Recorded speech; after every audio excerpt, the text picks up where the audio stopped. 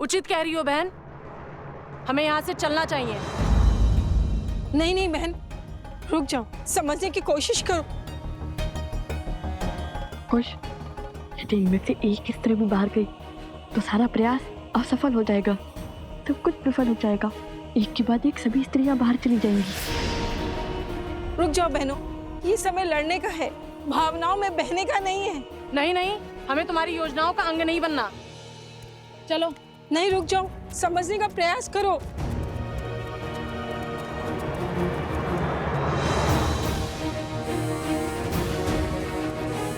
जिनमें एकता नहीं, वो एक दूसरे की क्या संबल बनेंगी। ये समय एकता की शक्ति दिखाने का है और आप लोग हैं कि यहाँ से एक दूसरे का विश्वास तोड़कर जा रही हैं।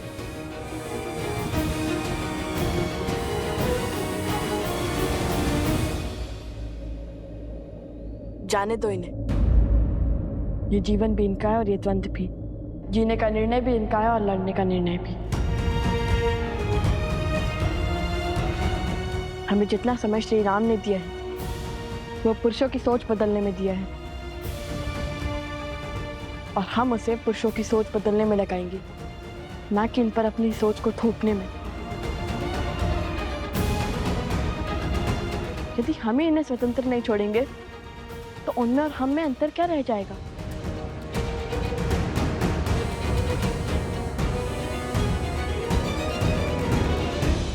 हनुमान जी की बात तो उचित लगती है। कदाचित वो सब अपनी इच्छा से कहीं चली गई हैं, क्योंकि श्री राम के होते हुए किसी आसुरी शक्ति का ऐसा दुस्साहस करना असंभव है। यदि ये तथ्य सत्य निकला तो आज मेरी पत्नी को मेरे प्रकोप से कोई नहीं बचा पाएगा।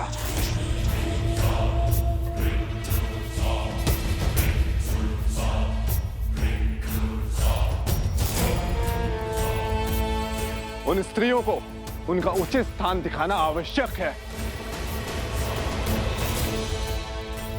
उचित कहा आपने।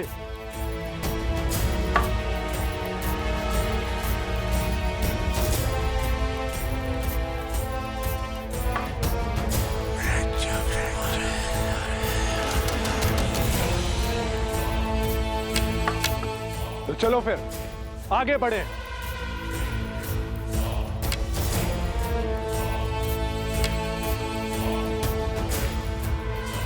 अब दूसरी टुकड़ी को भड़काने की बारी है।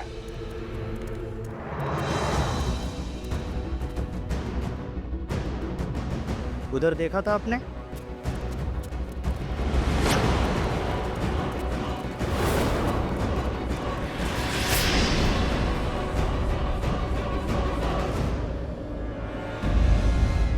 सुशीला, कमला, गीता,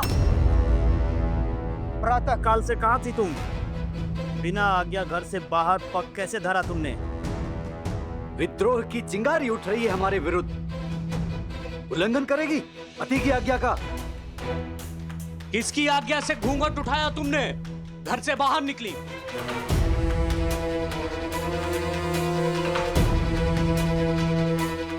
इनको इनके विरोध का दंड देते हैं, पति के आज्ञा का उल्लंघन करने का फल देते हैं। बहुत बड़ी भूल हो गई।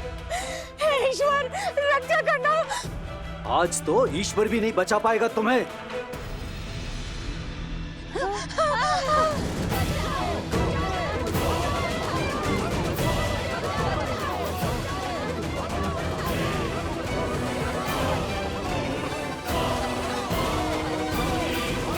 बचाओ बचाओ बचाओ।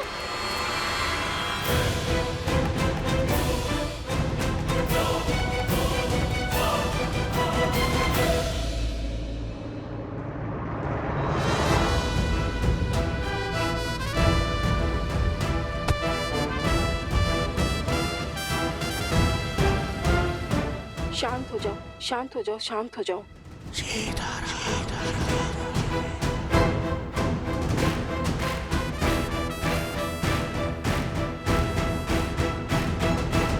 अब समझा तुम दोनों की चाल। तुम इन्हें भड़काया है ना इन्हें? हाँ, हमें पूरा श्रेय मत दीजिए, क्योंकि भले ही योजना हमारी थी, किंतु निर्णय आपकी पत्नियों का था। और आपकी पत्नियां बुद्धिहीन नहीं है। उन्होंने सोच समझकर, विचार कर कर हमारा साथ दिया है। तुम हमारी पत्नियों को पथभ्रष्ट कर रहे हो। इस दुस्साहस का दंड अवश्य मिलेगा तुम्हें। ऋषि कुमार का कथन अनुचित नहीं है। हमारी स्त्रियां भी सम्मान के अधिकारी हैं। हमें तुम्हारा ज्ञान नहीं चाहिए। तुम सब अपनी पत्नियों को अधिक ही स्वतंत्रता दे रखे हो।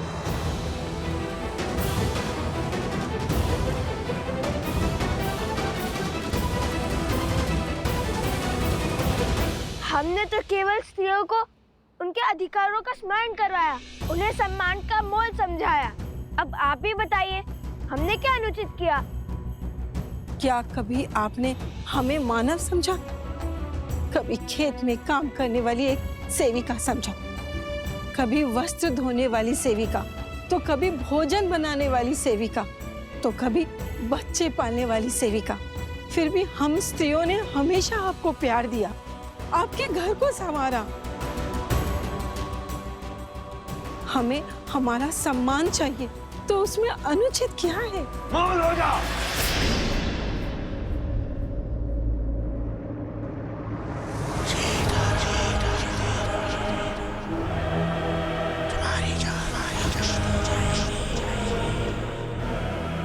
अब आएगा आनंद। उस रात्रि कहानी बनाकर तू किसी नाविक के साथ रुक गई थी, और आज ये सॉन्ग रचकर तुम मेरा अपमान कर रही हो। जो स्वयं अपने सम्मान के लिए तरस रही है, वो दूसरे का क्या अपमान करेगी? आपके क्षण भर के आवेश ने महारानी सीता से उसका संसार छीन लिया, उन्हें वनवास जाने के लिए विवश कर दिया।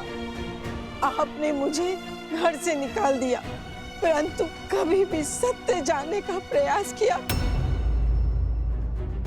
अब तो हमें बल दिखाना ही होगा। नहीं, इन्हें अपना युद्ध स्वयं लड़ना होगा।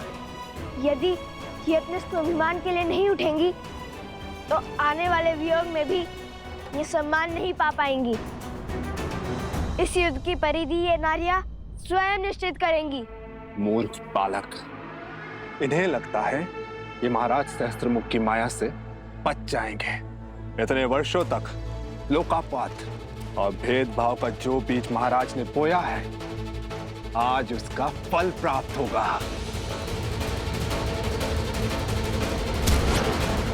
तो साहस की हर सीमा पार हो गई है आज। मुझे इस उद्दंड का दंड अवश्य मिलेगा। चल।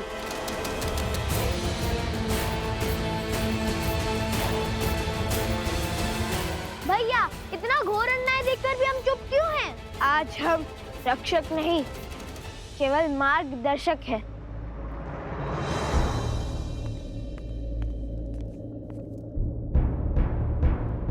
महाराज, नगर द्वंद्व का दंश झेल रहा है।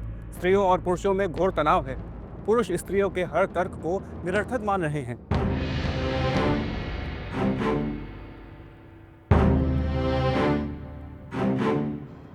महाराज, क्या मुझे कुछ कहने की अनुमति है?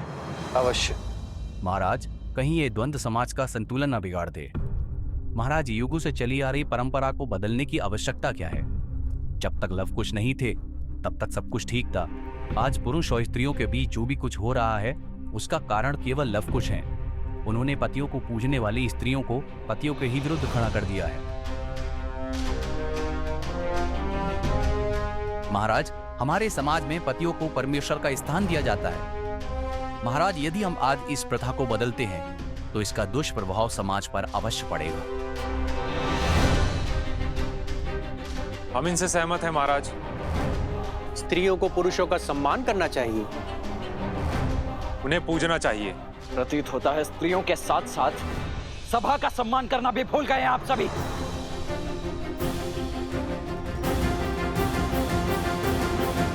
लक्ष्मण, शांत।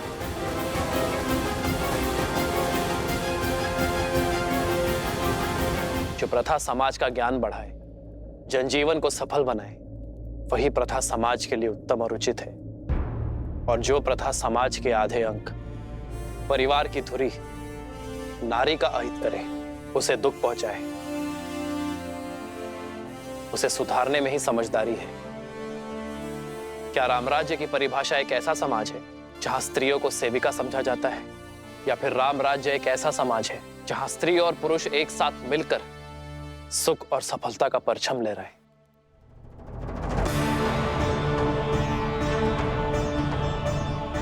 एक स्त्री को दासी समझना हमारी संस्कृति का अपमान है। क्या हम भूल गए हैं कि जब हम जन्म लेते हैं तो सर्वप्रथम एक स्त्री ही हमें स्नेह देती है। यदि स्त्री अपनी संतान को मातृत्व की छाप ना दे, उसे अपने दुग्ध से पोषित ना करे, तो संसार का कोई भी पुरुष जीवित नहीं रह पाएगा। मैंने लवकुश का साथ इसलिए दिया है क्योंकि उनकी सोच में समझ और सुधार है।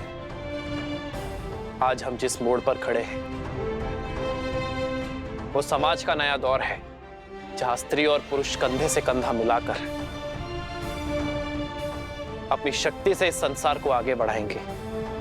मुझे उन दोनों पर पूरा विश्वास है और मैंने उन्हें जितना समय देने का वचन दिया है उतना समय उन्हें अवश्य मिलेगा।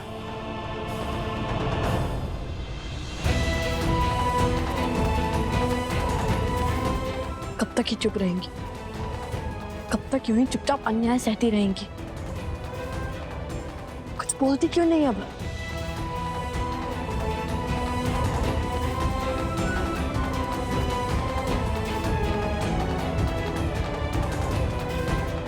और अधर्म और क्रूरता। हे नारायण, रक्षा कीजिए।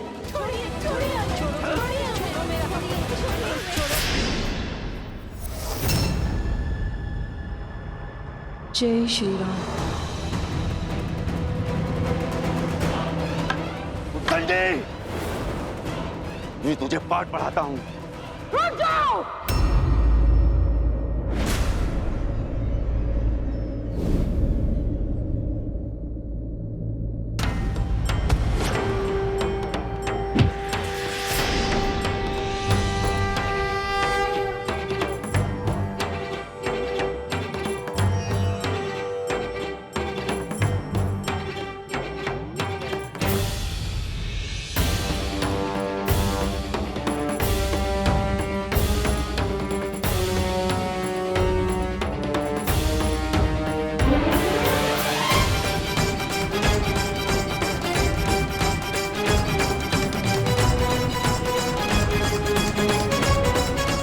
महाराज, घोर असंभव संभव हो गया महाराज।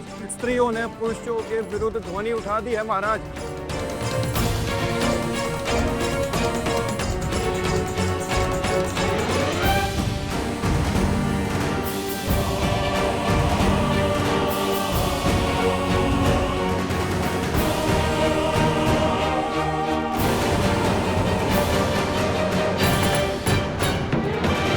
हमने अपमान के अनंत घुट पिए हैं, अनगिनत अत्याचार सहे, क्योंकि मुझे मेरी माँ ने सीख दी थी कि पति परमेश्वर है।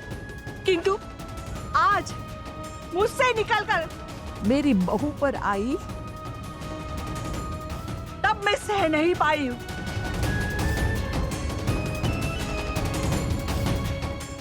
सोच का ये बीच इनके मन में अंकुरित होना आवश्यक था। अब जब ये अपने सम्मान के लिए लड़ने को सच है, तो हम भी इनका साथ देंगे।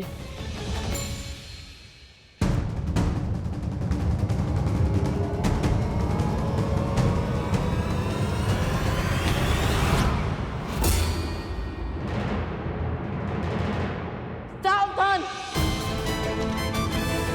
अब तक हम चुप थे क्योंकि ये स्त्रियां चुप थी, किंतु अब जब ये अपने मान सम्मान को लड़ने के लिए सच हैं, तो हम भी सच हैं। अब कोई भी इन पर हाथ उठाने का दुस्साहस नहीं करेगा। हम भगवान वाल्मीकि के शिष्य प्रभु श्री राम और देवी सीता के भक्त, हमारे होते हुए कोई भी इन स्त्रियों पर अत्याचार नहीं करेगा।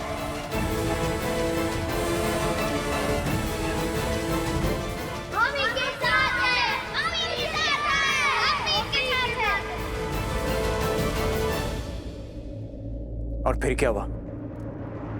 फिर वहां जय महावीर हनुमान, जय जय पवन पुत्र हनुमान।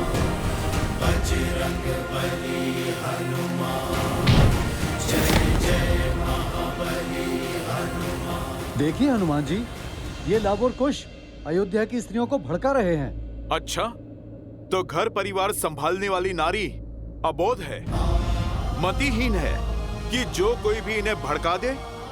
मैं सब सुन रहा था। क्या आप लोगों के पास इस समस्या का समाधान है? जिस योजना की अनुमति पिताश्री ने दी थी उसे आकार देने का समय आ गया है। यदि अयोध्यावासी एक दिन में तुम्हारी बात मानेंगे तो तुम्हारे उपाय को और आगे बढ़ाएंगे। मेरे पास एक उपाय है। यदि आप समझते हैं कि स्त्रियों का योगदान आपके जीवन में केवल खाना पकाना या फिर संतानों को संभालना ही है, यदि आप उन्हें अपने से कम और स्वयं से नीच आंकते हैं तो ठीक है, केवल एक दिन अपने पत्नियों के बिना अपना जीवन चलाकर दिखाइए।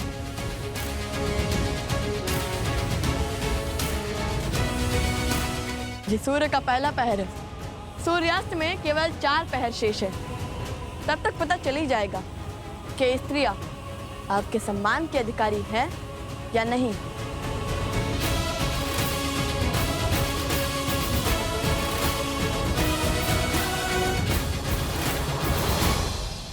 उचित ही तो कहा है लव कुश ने। क्या पुरुषों ने ये चुनौती स्वीकार करी?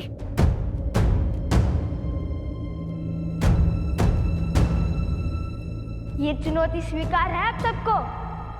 हाँ हाँ स्वीकार है। हाँ स्वीकार है। हाँ स्वीकार है। हमें हाँ स्वीकार है। हाँ स्वीकार है। हाँ स्वीकार है। महाराज, इतनी विकट स्थिति में भी आप मुस्कुरा रहे हैं। कदाचित आप इस शर्त का तर्क नहीं समझ रहे हैं। पुरुष स्वभाव से बहुत हठी होते हैं। जब बात उनके अहम पर आ जाए तो शाम दाम दंड भेद कुछ भी अपना कर अपना पलड़ा भारी करने की ही सोचते हैं। मान लीजिए कल उन्होंने अपनी पत्नियों का परित्याग कर दिया तो इतनी सारी स्त्रियों की पीड़ा और परित्याग का कलंक अयोध्या के माथे ही लग जाएगा।